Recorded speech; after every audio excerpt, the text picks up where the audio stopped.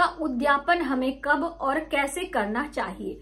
और ज्यादातर लोगों के मन में ये शंका होती है कि कितने व्रत करें। जैसे पूर्णिमा का व्रत किसी भी मनोकामना पूर्ति के लिए किया जाता है। पूर्णिमा तिथि पर चंद्रमा 16 कलाओं से पूर्ण होते हैं और चंद्रमा मनसो जाता है, यानी कि चंद्रमा का संबंध हमारे मन से होता है। और यदि हमारी मनोस्थिति, हमारा मन मजबूत है तो हम अपने जीवन की किसी भी परिस्थिति में उस चीज को करने में सक्षम होते हैं। तो इसलिए पूर्णिमा का व्रत आप किसी भी कामना के लिए, स्पेशली बच्चों के लिए माएं करती हैं। पुरुष, कन्या, विवाहिता स्त्री, अविवाहिता मतलब जिनके पति नहीं है, कोई भी पूर्णिमा तिथि का व्रत कर सकती हैं। और नियम तो है कि 32 पूर्णिमा का व्रत करने के बाद आपको उद्यापन। वैसे देखिए, उद्यापन करने का नियम यही होता है, किसी भी व्रत में कोई त्रुटि हो गई है, कोई भूल चूक हो गई, उसकी भरपाई के लिए हम, जब वो व्रत हमारा संकल्प पूर्ण हो जाता है तब हम उद्यापन करते हैं। तो ऐसे में मन में भाव आता है कि हम जैसे 32 पूर्णिमा आपने संकल्प लिया तो पूरा 32 कंप्लीट होके 33 में आपको करना है।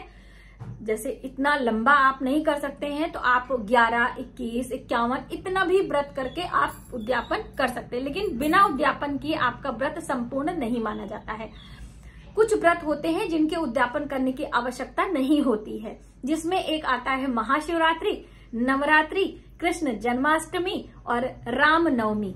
ये सारे व्रतों का उद्यापन करने की हमें आवश्यकता नहीं होती है। ठीक है, तो अब पूर्णिमा तिथि का व्रत आपने कर लिया, मान लीजिए 11 व्रत आपने करने का संकल्प लिया, तो 12वें व्रत में आपको सुबह सवेरे से स्नान ध्यान करके अपने उद्यापन की तैयारी करनी है। उद्यापन में जैसे हर बार आप पूजा अर्चना करते थे वैसे ही करें और उद्यापन दिन में करें। ब्राह्मण भोजन का महत्व होता है। ठीक है, तो आप अपने सामर्थ्य के अनुसार देखिए, कभी भी कोई दान पुण्य, कोई व्रत उपास हमें किसी का देखा देखी नहीं करना चाहिए। आपको नॉलेज नहीं है, आपको ज्ञान नहीं है तो उसके लिए एक अलग बात है, लेकिन किसी को देखकर दान पुण्य करके अपने घर में उसके पीछे फिर लड़ाई झगड़ा हो, बहस हो, कलह कलेश हो, ये भी आपको ध्यान में रखना है। तो आप 1 ब्राह्मण, 8 ब्राह्मण, 11 ब्राह्मण, जितना भी आपका सामर्थ्य हो आप उन्हें पहले से निमंत्रण देकर आएं और अपने घर में पूर्णिमा तिथि पर व्रत करते हुए, चाहे भगवान शिव के निमित्त और चाहे भगवान विष्णु के निमित्त, देखिए दोनों ही संप्रदाय के लोग पूर्णिमा तिथि का व्रत करते हैं। तो शैव संप्रदाय के लोग भगवान शिव की पूजा करते हैं और वैष्णव संप्रदाय के लोग भगवान विष्णु, माता लक्ष्मी की पूजा करते हैं। दोनों का ही जो उद्यापन है वो इसी तरीके से आपको करना होता है। अब उस दिन आप यदि भोलेनाथ के निमित्त व्रत कर रहे हैं तो ये काम जरूर करिएगा। क्या करना है? भगवान भोलेनाथ का अभिषेक पंचामृत से, तो पंचामृत से अभिषेक करेंगे और फिर हम हवन करेंगे, क्योंकि देखिए जब भी नवरात्रि के व्रत में भी समापन में हवन बहुत आवश्यक होता है। तो हवन करने की विधि हमारे चैनल पर है, आप वहां से देख सकते हैं। किसी भी व्रत में इसी तरीके से आप हवन कर सकते हैं। समिधाओं की बात है तो आम की लकड़ी ले लीजिए, काला तिल, गुड़, घी और भी जो चीजें होती हैं वो है, मैं लिंक दे दूंगी, आप वहां से चेकआउट कर लें। और कितनी बार करना है, तो जैसे कि भगवान विष्णु के लिए आप कर रहे हैं और भगवान शिव के लिए, तो इन्हीं से संबंधित मंत्र आपको लेना है और 108 की संख्या में आपको हवन करना है। पति पत्नी मिलके कोई कार्य करते हैं, पूरा परिवार मिलके कार्य करता है, तो उसका प्रतिफल हमें अधिक मिलता है। भले आप अकेले व्रत करते हो, लेकिन जब उद्यापन करें तो पति पत्नी मिलके साथ में करें। बच्चों को भी आप उसमें शामिल कर सकते हैं हवन में। और हवन के बाद ही ब्राह्मण भोजन आपको खिलाना चाहिए। तो देखिए अपने से भी कर सकते हैं, ऐसा नहीं है कि आप पुरोहित बुलाकर ही करें। सिर्फ पुरोहित के लिए वस्त्र, दान दक्षिणा आपको अलग से रख लेना है। तो इस तरह से आपको सारी तैयारियां करते हुए नियमों का पालन करना है। अब दान में क्या देना है, तो देखिए भोजन का बहुत बड़ा महत्व होता है। तो भोग प्रसाद, अब आपने ब्राह्मण के लिए भोजन तैयार किया, अग्नि के माध्यम से देवताओं तक, समिधा के माध्यम से आपने भोजन पहुंचाने का प्रयास किया। उसके बाद कुछ चीजें जैसे चंद्रदेव से संबंधित, चंद्रमा के लिए है, तो आप सफेद कपड़ा, सवाया की संख्या में चीजें हमें दान करनी होती हैं। तो 1.25 मीटर रेशमी कपड़ा जो थोड़ा सा चमकीला होता है, रेशमी कपड़ा ले लें। 1.25 किलो चावल ले लें। कुछ दूध से बनी मिठाइयां ले लें, या फिर आप दूध भी लें, लेकिन दूध क्या होता है कि अगर आप उसी दिन दान नहीं करेंगे तो वो फट जाएगा, इसलिए दूध से बनी मिठाइयों से भी आप कार्य कर सकते हैं। शक्कर, चीनी ले लीजिए। आपका सामर्थ्य हो तो आप चांदी भी ले सकते हैं, क्योंकि ये सारी चीजें चंद्र ग्रह से संबंध रखती हैं। और इस तरह से सभी चीजें एक साथ करके उसके साथ दक्षिणा रखें और अपनी पूजा में इसको पहले से रख लें।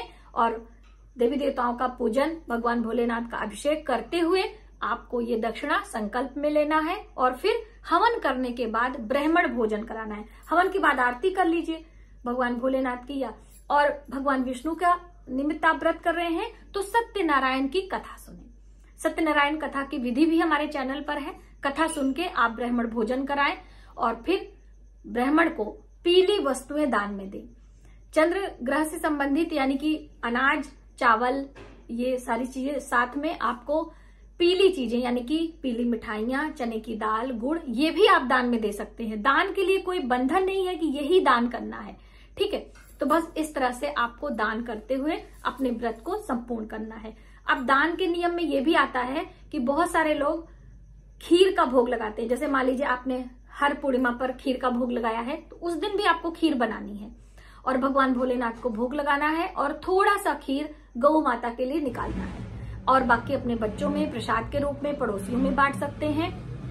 दूसरी अहम बात, आप स्वयं जब आपका संकल्प पूरा है और आगे आप उद्यापन करें तभी आप प्रसाद ग्रहण करें। किसी कारण बस आपको कोई पहले ही उद्यापन करना पड़ रहा है, तब आप व्रत अपना कंटिन्यू रखें। जब दूसरे दिन स्नान ध्यान करेंगे भगवान भोलेनाथ की पंचोपचार विधि से पूजा करते हुए, तब आपको वो प्रसाद स्वयं ग्रहण करना है, ठीक है। इस एक बात का ध्यान रखें, वरना आपके मन में होगा कि हमने तो उद्यापन कर दिया, अब हम प्रसाद खा सकते हैं, क्योंकि वो तो आपका आखिरी होगा। इसीलिए कहा जाता है कि जैसे 11 हो गया तो 12 पे, 32 हो गया तो 33 पे, 17 हो गया तो 18 पे उद्यापन हमें करना है, जिससे हम भी ब्राह्मण भोजन के बाद उस प्रसाद को ग्रहण कर सकें। और पहली बार यानी कि जब आपका उद्यापन हो जाए तो पहले क्या खाना है, उसी प्रसाद को हमें खाना है और अपने बड़े बुजुर्गों का आशीर्वाद भी लेना है।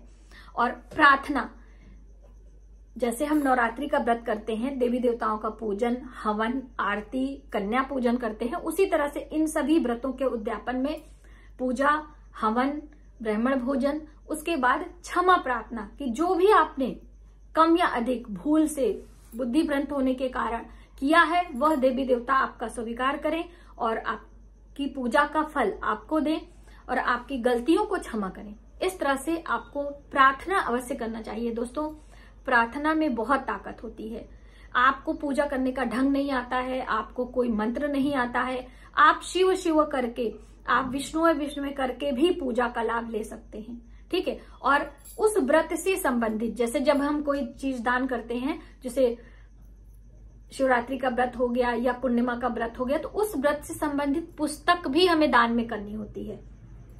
तो वस्त्र, आभूषण यानी कि कुछ सोने चांदी की चीजें और उसके साथ में एक पुस्तक दक्षिणा के साथ में आपको दान के लिए रखनी होती है।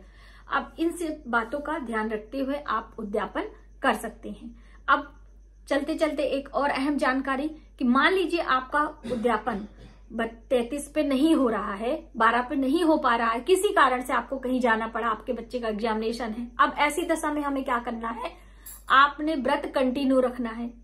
आपको व्रत बीच में छोड़ना नहीं है कि हमने तो व्रत कंप्लीट हो गया, उद्यापन हम अगली बार करेंगे, आज हम भोजन कर लेते, नहीं। जब तक आपका व्रत का उद्यापन नहीं हो जाता, आपको व्रत कंटिन्यू करना, भले वो काउंट ना हो। संकल्प तो आपका 32 का था, संकल्प आपका 12 का था, 11 का था, इसलिए आपको व्रत रहना है। ये नहीं कि व्रत बीच में भोजन करते हुए फिर अगले को व्रत रखना है। आप मेरी बातों को शायद समझ सकते हैं जो हम कहना चाहते हैं, ठीक है। अब ये आप किसी मंदिर में भी जाके करवा सकते हैं। जैसे घर पे व्यवस्था नहीं हो पा रही है तो आप सारी सामग्री, सारी तैयारी ले जाकर किसी शिवालय में, कहीं किसी मंदिर में बने प्रांगण में भी पुरोहित को बुलाकर अभिषेक करवाएं, हवन करें, ब्राह्मण को भोजन करवाएं। अब भोजन में क्या करना है वो भी मैं आपको बता दूं।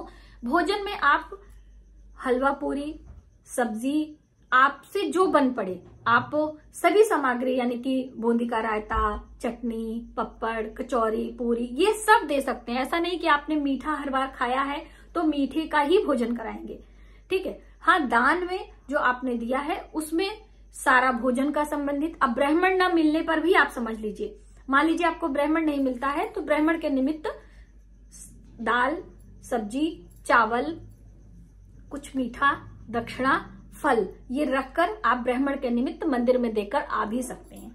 देखिए नियम बहुत सारे हैं, हम क्या कर सकते हैं, किसमें हमारी खुशी है, श्रद्धा है, अपने पूरे परिवार की खुशियों को देखते हुए कितना अधिक से अधिक हम नियमों का पालन करते हुए व्रत उपास उद्यापन करें, वो मायने रखता है। तो मुझे उम्मीद है कि पूर्णिमा व्रत से संबंधित ये नियम आपको पता चल रहे होंगे और आप नियम के अनुसार उद्यापन करेंगे और अपनी मनोकामना अवश्य बोलें। आज की वीडियो में बस इतना ही। यदि हमारी जानकारी आपको थोड़ी सी भी हेल्पफुल लगे तो प्लीज वीडियो को ज्यादा से ज्यादा लोगों में शेयर करें, आने वाले वीडियो के लिए सब्सक्राइब करें। मिलते हैं एक नई जानकारी के साथ नए वीडियो में, तब तक आप अपना अपने परिवार का ख्याल रखें। जय माता दी।